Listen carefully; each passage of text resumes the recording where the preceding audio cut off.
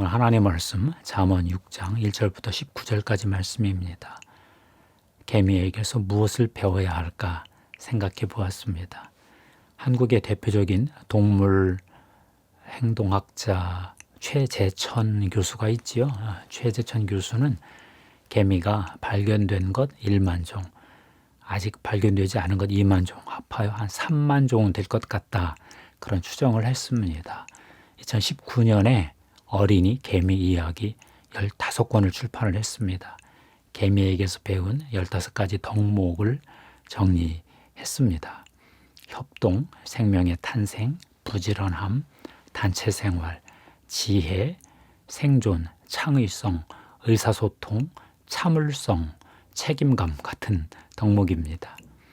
최재천 교수는 재미있는 말을 했습니다. 개미는 1억 년 이상 진화를 해서 10만 년 정도 진화한 인간보다 집단지성이 상당히 똑똑한 면이 있다.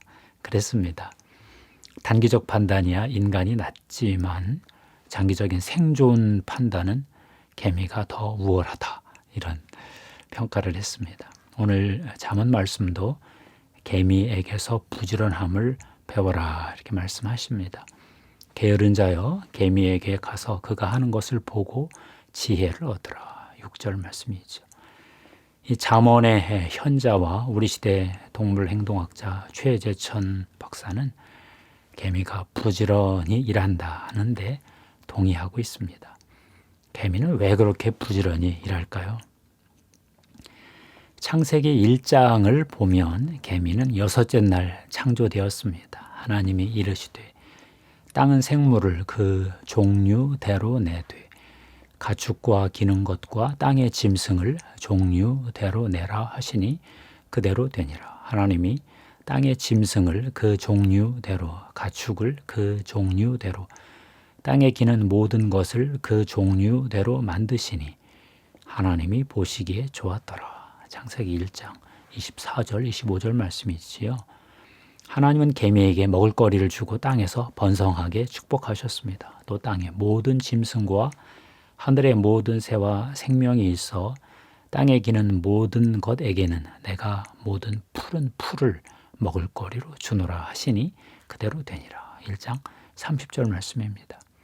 하나님은 개미를 보시고 심히 좋아하셨습니다. 하나님이 지으신 그 모든 것을 보시니 보시기에 심히 좋았더라. 저녁이 되고 아침이 되니 이는 6째 날이니라.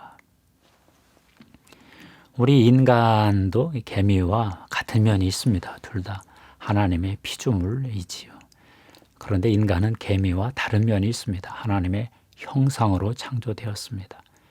하나님이 이르시되 우리의 형상을 따라 우리의 모양대로 우리가 사람을 만들자 그러셨죠. 하나님은 왜 인간을 하나님 자신의 형상으로 만드셨을까요? 바다와 하늘과 땅의 모든 생물을 하나님 대신 다스리게 하시려고 그렇게 하셨습니다. 그들로 바다의 물고기와 하늘의 새와 가축과 온 땅과 땅에 기는 모든 것을 다스리게 하자. 이렇게 하나님 말씀하셨죠. 26절. 그러니 하나님이 인간에게 개미도 다스리게 하신 것이지요. 하나님은 인간에게 복을 주시면서 창조 명령까지 주셨습니다. 문화 명령이라고도 합니다. 하나님이 그들에게 복을 주시며 하나님이 그들에게 이르시되 생육하고 번성하여 땅에 충만하라. 땅을 정복하라. 바다의 물고기와 하늘의 새와 땅에 움직이는 모든 생물을 다스리라 하시니라. 1장 28절입니다. 인간의 일은 번성하는 것입니다. 생육하고 번성하고 그 다음 땅을 경작하고 그 다음에 개미를 포함해서 모든 생물을 다스리는 것입니다. 하나님께서 너희가 내 대신 잘 다스려라. 잘 관리해라. 잘 키워라. 그렇게 하신 것이지요. 개미는 여전히 하나님의 창조 명령을 잘 수행하고 있습니다. 부지런히 일하며 번성하고 있습니다.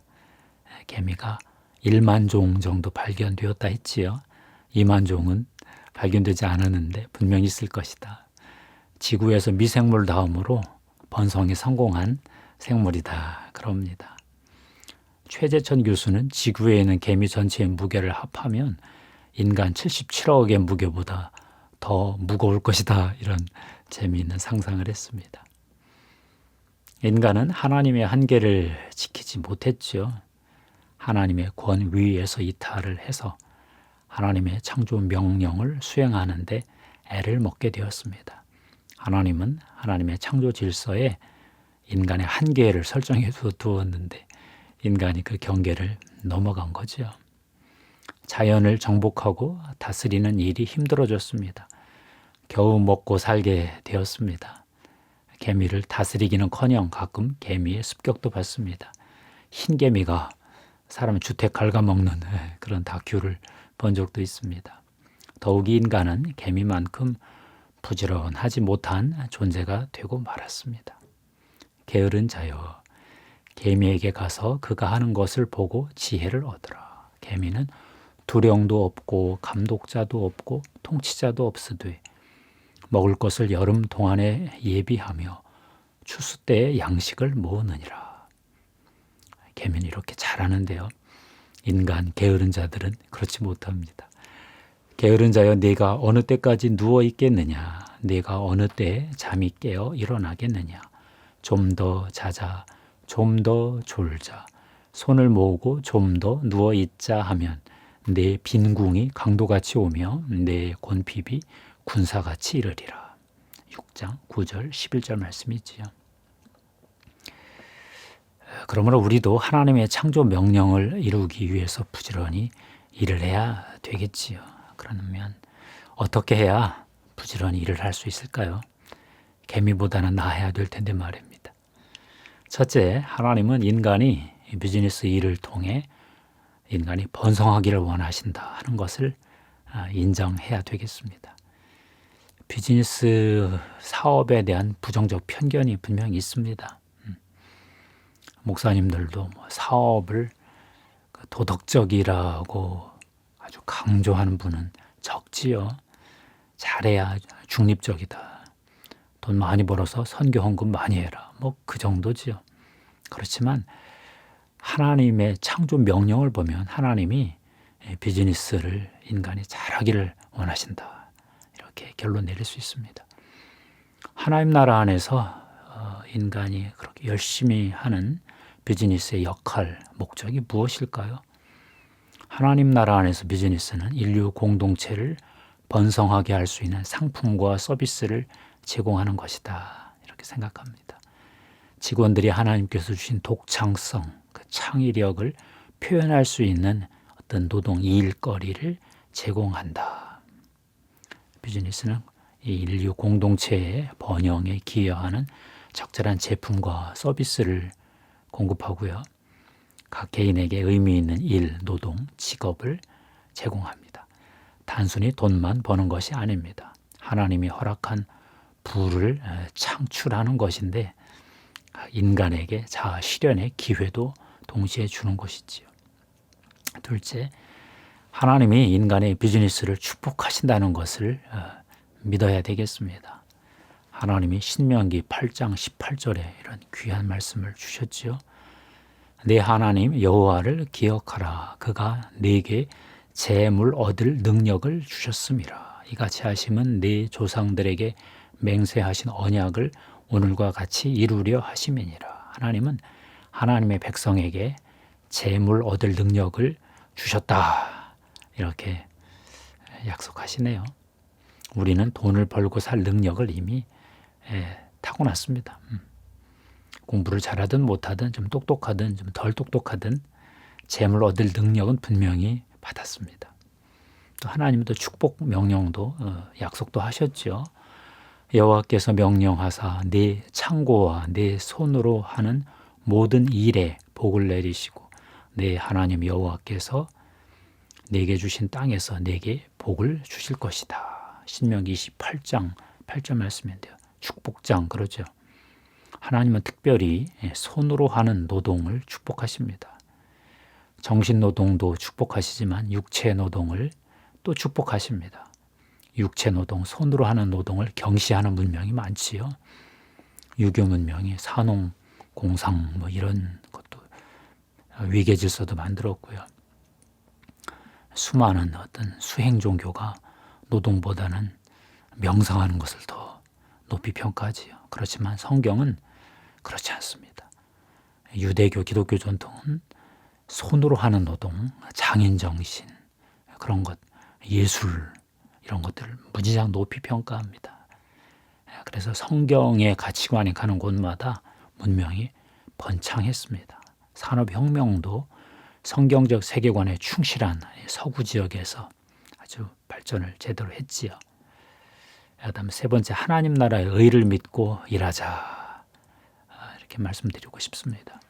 마태복음 6장에 사람들이 먹고 사는 문제에 너무 걱정하는 그 문제와 관련해서 주님이 약속 한마디 하셨습니다. 그러므로 염려하여 이르기를 무엇을 먹을까, 무엇을 마실까, 무엇을 입을까 하지 말라. 이는 다 이방인들이 구하는 것이다. 너희 하늘 아버지께서 이 모든 것이 너희에게 있어야 할 줄을 아시느니라. 그런즉 너희는 먼저 그의 나라와 그의 의를 구하라. 그리하면 이 모든 것을 너희에게 더하시리라. 비즈니스 일하며 사업하며 돈 벌며 걱정 근심이 생기지요. 그럴 때마다 이 말씀 붙들면 됩니다. 걱정 근심 염려하지 않고 하나님 나라, 하나님의 의, 하나님이 설정하신 기준에 충실하면 됩니다. 나머지는 하나님이 책임지십니다. 그러므로 내일 일을 위하여 염려하지 말라. 내일 일은 내일이 염려할 것이요 한날의 괴로움은 그 날로 족하니라. 마태복음 6장 34절 말씀이지요. 하나님의 창조 명령을 따라 하나님의 약속, 축복 약속을 믿고 하나님의 의의 기준을 지키면, 그러면서 부지런히 일하면 하나님은 축복하십니다. 제프 벤 두저라는 분이 있습니다. 이분이 미국 시애틀 퍼시픽 대학교 경영대학 학장이십니다. 상법과 기업윤리학 교수직을 거쳐서 현재 부총장을 되셨는데요. 변호사, 로펌 경력도 있고 플러 신학교에서 신학도 하셨습니다. 이분 고백이 재밌습니다. 60년대 말 70년대 초에 고등학교를 다녔습니다.